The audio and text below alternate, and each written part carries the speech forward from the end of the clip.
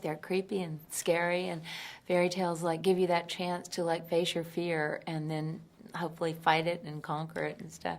But I loved this fairy tale when I was like 5 years old. You know, I loved the idea of going into the dark woods and, you know, the big bad wolf. And I made my mom make me a cape, you know, so I had to wear it at Halloween and stuff.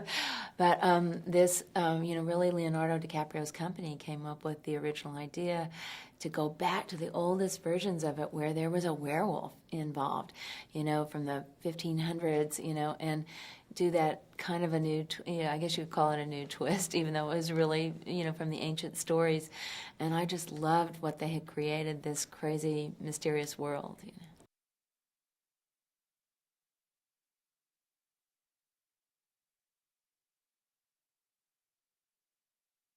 She was my instant choice because when you're like kind of just thinking it, visualizing in film, who doesn't, to me, she came as a fairy tale creature. She looks like she's out of a fairy tale. That face, and it's very, you know, she's very capable of conveying all that emotion and the fear and the vulnerability. So I loved Amanda. And then I had to find, you know, how do you balance her? And I like to involve, you know, the leading lady in the casting of the men that she has to interact with. So we had those chemistry reads to see, you know, who did she have sparks with.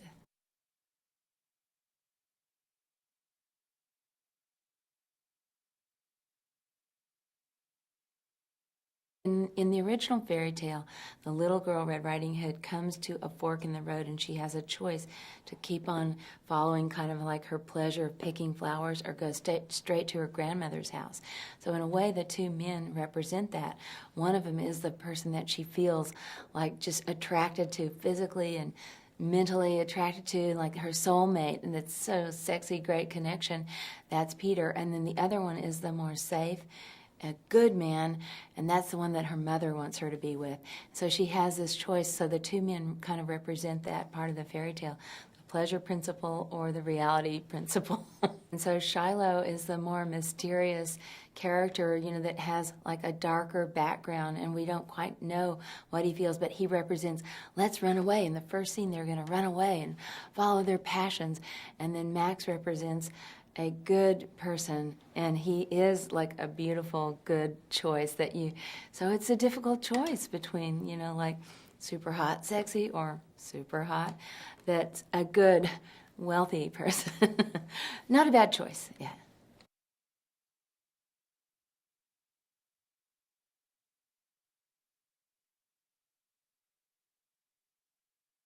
Amanda is just like a ball of fire. She's like a wildcat. She's super funny, sexy, fun, and unpredictable. She'll just do like crazy stuff, but she's like so professional too. When you only have 5 minutes to shoot and like, I'm sorry, but your close-up is gonna be done like in 2 minutes. She's like, okay, let's do it. I'm up for it.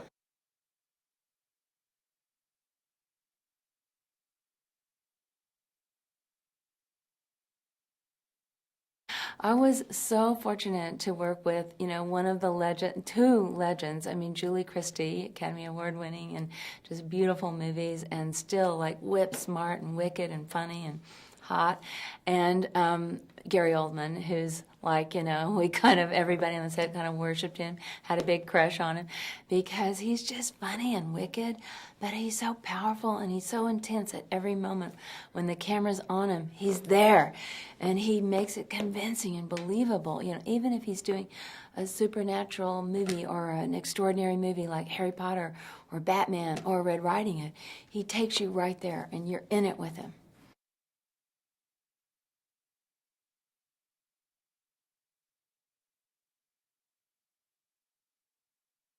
I love that idea that anybody that you know could have a dark side. They could be going on the internet doing something strange at night. You know, it's kind of a modern parallel, I think. But when Father Solomon comes in, Gary Oldman's character comes in, and he tells you it could be someone in this village. Even he was deceived by his own wife, you know, so we start suspecting each person. And I wanted you to be able to go back and watch the movie and not be tricked by the filmmaker, but realize why each character is doing what they're doing and why you were deceived for a moment.